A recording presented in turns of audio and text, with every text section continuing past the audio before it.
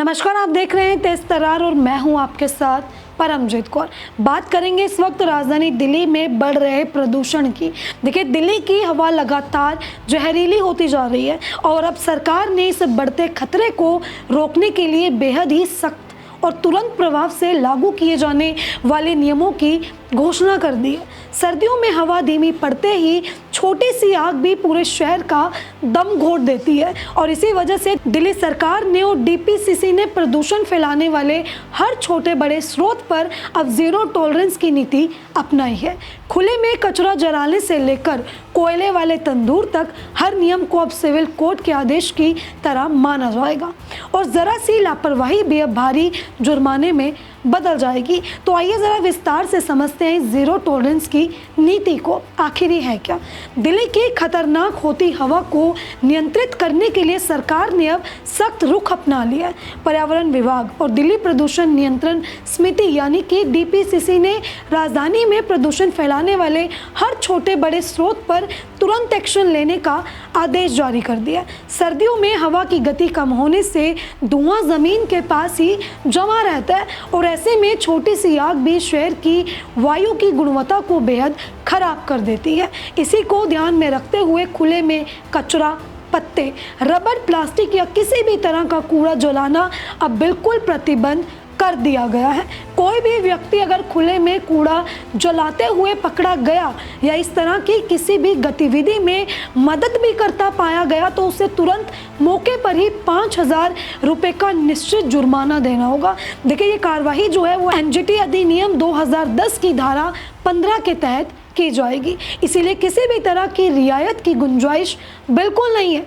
देखिए, सरकार ने ये अधिकार उप तहसीलदार स्तर से ऊपर के सभी प्रशासनिक अधिकारियों को दे दिया है। इसके साथ ही एनसीडी, एनडीएमसी और दिल्ली नगर निगम की स्वच्छता निरीक्षक और वरिष्ठ अधिकारी भी सीधे जुर्माने लगाने और कार्रवाई करने में सक्षम होंगे। देखिए, जुर्माने की पूरी राशि जो है वो डीपीसीसी के बैंक खाते में जमा की जाएगी और अधिकारियों को हर महीने अपनी कार्रवाई की रिपोर्ट भी सौंपनी होगी। इतने कड़े आदेश इसीलिए जारी किए गए हैं क्योंकि एनजीटी के निर्देशों को अब सिविल कोर्ट के आदेश की तरह माना जाएगा और किसी भी स्तर पर ढिलाई बर्दाश्त नहीं होगी। अब बात करते हैं दूसरे बड़े मुद्दे की।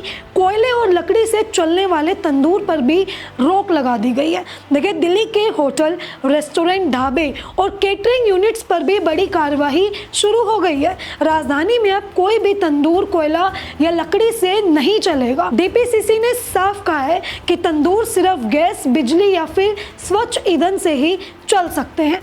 कोयला आधारित तंदूर तुरंत बंद करने के निर्देश दे दिए क्योंकि दिल्ली की खराब होती वायु गुणवत्ता में स्थानीय स्तर पर फैलने वाले कोयले का धुआं सबसे बड़ा योगदान देता है।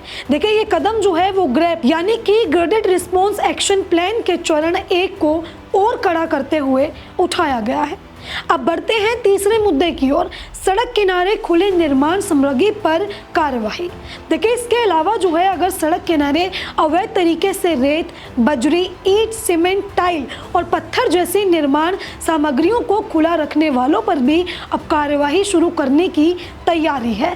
बिना ढके रखी ये सामग्री बड़ी मात्रा में धूल पैदा करती है जो कि दिल्ली के प्रदूषण का एक बड़ा प्रमुख कारण है। आदेश में साफ कहा गया है कि चाहे ये सामग्री सार्वजनिक स्थान पर हो या किसी खाली जमीन पर, अगर ये बिना रखे पाई गई तो अधिकारी उसे जब्त भी कर सकते हैं और दिल्ली नगर निगम के नियमों के अनुसार जुर्माना भी लगाएंगे।